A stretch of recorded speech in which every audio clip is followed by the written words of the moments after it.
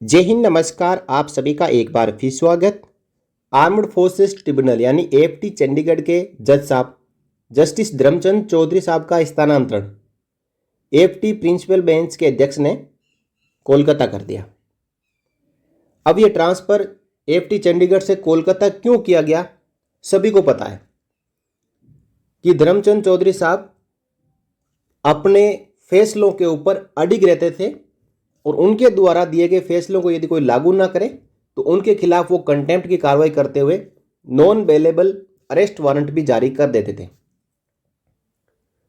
इससे जितनी भी एएफटी के जो पदाधिकारी थे उनमें रोष व्याप्त हो गया और AFT principal bench New Delhi के अध्यक्ष जो कि जजों का स्थानांतरण करते हैं, उन्होंने जस्टिस धर्मचंद चौधरी साहब का स्थानांतरण एएफटी चंडीगढ़ से एएफटी कोलकाता कर दिया और साथ ही कहा कि आज के बाद यदि कोई फैसला देता है तो उसको अप्रूव एएफटी चंडीगढ़ नहीं, बाकी जितनी भी एएफटी है वो नहीं, केवल और केवल AFT principal bench Delhi approve करेगी तभी वो फैसला लागू होगा। इसका मतलब ये कि किसी भी एएफटी में कोई जेसीओआर अपना केस दायर करेगा और वहाँ से उसको केस पर जीत मिल जाती है तो खुश होने की आवश्यकता नहीं है, क्योंकि उसका केस जब एएफटी प्रिंसिपल बेंच दिल्ली में जाएगा तो वहां पे वो खारिज भी हो सकता है। अब रक्षा मंत्रालय के अधिकारियों के खिलाफ कंटेम्प्ट ऑफ कोर्ट की कार्रवाई और नॉन बेलेबल अरेस्ट वारंट जारी करने के बाद इनका स्थानांतरण किसी के भी हस्तक्षेप से हो कोलकाता कर दिया गया। उसके बाद रक्षा मंत्री जी भी आते हैं और खुले में कहते हैं आप सबको खुश नहीं रख सकते, कोई न कोई नाराज होगा, पक्की बात है, क्योंकि संसाधन सीमित होते हैं। और देखिए, आपके यहाँ के एक अधिकारी जाते जाते बच गए, नहीं समझे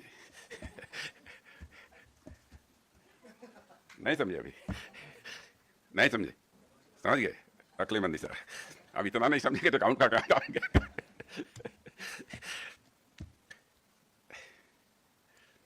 क्योंकि इस सबको खुश नहीं रह सकते, क्योंकि रिसोर्सेज सीमित हैं और आवश्यकताएं अधिक होती हैं और कई बार हमें किसी को मना भी करना पड़ता है, ना भी। तो बाकी कोई भी अधिकारी है, डिफेंस के चाहे एएफटी के जज है, वो ये हिम्मत ना करें कि सरकार से बिना पूछे कोई फैसला लागू कर दे। उनकी कही गई बातों का मतलब यही था। अब एएफटी बार एसोसिएशन चंडीगढ़ ने इस बात पे नाराजगी जताई और सुप्रीम कोर्ट में जाके चीफ जस्टिस ऑफ इंडिया से कहा कि जो भी रक्षा मंत्रालय के हस्तक्षेप के बाद एएफटी के अध्यक्ष ने किया है, जज साहब का जो ट्रांसफर किया है, वो गलत है। तो सुप्रीम कोर्ट ऑफ इंडिया ने तुरंत ही उसके ऊपर स्टे लगा दिया और रक्षा मंत्रालय और एएफटी प्रिंसिपल बेंच के अध्यक्ष दिल्ली में जो है उनसे जवाब पूछा। तो ये जवाब भी तुरंत ही 2-3 दिन में दे दिया गया। जैसे ही जवाब आया तो सुप्रीम कोर्ट ऑफ इंडिया ने कहा कि जो हमने जस्टिस धर्मचंद चौधरी साहब के ट्रांसफर स्टे लगाया था उस स्टे को हटाया जाता है। सुप्रीम कोर्ट ने कहा कि एएफटी जस्टिस चौधरी साहब के ट्रांसफर आदेश में दखल देने से मना कर रहे हैं। तो इसके बाद एएफटी के अध्यक्ष और रक्षा मंत्रालय द्वारा सुप्रीम कोर्ट ऑफ इंडिया में शुक्रवार को अपना पक्ष रखा गया और यह पक्ष रखने के बाद शुक्रवार को ही सुप्रीम कोर्ट ऑफ इंडिया ने जस्टिस डीसी चौधरी साहब के ट्रांसफर में हस्तक्षेप करने से मना कर दिया। यानी जो पहले स्टे लगा था वो स्टे भी हट गया और सुप्रीम कोर्ट ने कह दिया कि इसमें कुछ भी गलत नहीं है, जो ट्रांसफ़र किया गया है वो बिल्कुल सही है। ये वैसे ही हुआ जैसे वन रैंक वन पेंशन में 2016 में याचिका डाली गई थी, सुप्रीम कोर्ट में रिट पिटीशन डाली गई थी और 2022-23 आते आते जो 2016 से पहले सरकार ने किया उसी को सुप्रीम कोर्ट ने बरकरार रखा। तो पूरी खबर आपको मैं बताता हूँ। सुप्रीम कोर्ट ने शुक्रवार को जस्टिस डीसी चौधरी को चंडीगढ़ की जो रीजनल बेंच है उससे कोलकाता स्थानांतरित करने के आदेश में हस्तक्षेप करने से मना कर दिया। सुप्रीम कोर्ट ऑफ इंडिया ने कहा है कि एएफटी के अध्यक्ष के प्रशासनिक विवेकाधिकार पर संदेह करने का कोई कारण नहीं है, जिनकी न्यायाधीश के रूप में उत्कृष्ट छवि है। हालांकि मुख्य न्यायाधीश डीवाई चंद्रचूड़ और जस्टिस जेबी पारदीवाला तथा जस्टिस मनोज मिश्रा की पीठ ने रक्षा मंत्रालय की जगह केंद्रीय कानून और न्याय मंत्रालय को न्यायाधिकरण के लिए मूल मंत्रालय बनाने के FT bar association of Chandigarh के एक अन्य आवेदन पर केंद्र से जवाब मांगा है। एफटी बार एसोसिएशन चंडीगढ़ ने सुप्रीम कोर्ट ऑफ इंडिया से मांग की है कि जो एफटी के ऊपर अधिकार है रक्षा मंत्रालय का, उसको हटाकर न्यायालय के अधीन किया जाए।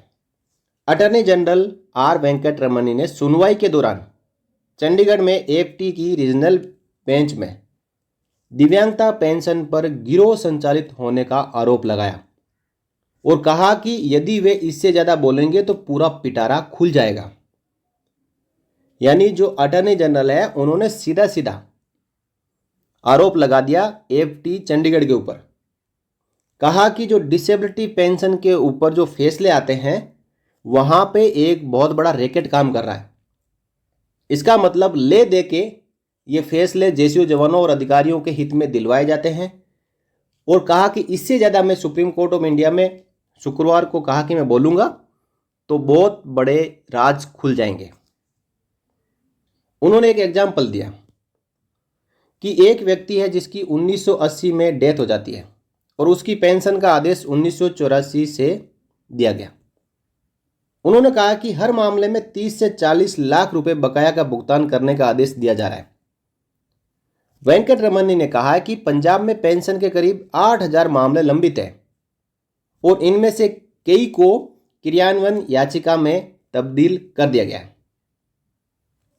अब आप समझ चुके होंगे इस बात में कि अटॉर्नी जनरल द्वारा बड़ा आरोप लगाया गया है कि एफटी चंडीगढ़ में एक फैसला ऐसा आया था जिसमें 1980 में उस पेंशनर की मौत हो जाती है, यानी एक्स सर्विसमैन जो थे उनकी डेथ हो जाती है और उन्हीं पेंशनर के लिए 1984 से पेंशन देने के लिए एक आदेश आता है, डिसेबिलिटी पेंशन देने के लिए।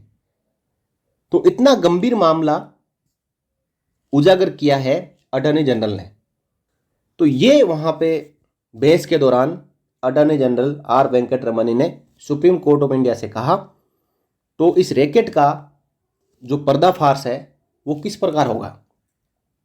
क्या केवल शक के आधार पर वो सुप्रीम कोर्ट में कह देने से सुप्रीम कोर्ट भी ने भी इस बात को मान लिया और जज साहब का ट्रांसफर लागू रखा? और 8000 मामले जो अभी भी पेंडिंग है उनके बारे में क्या होगा?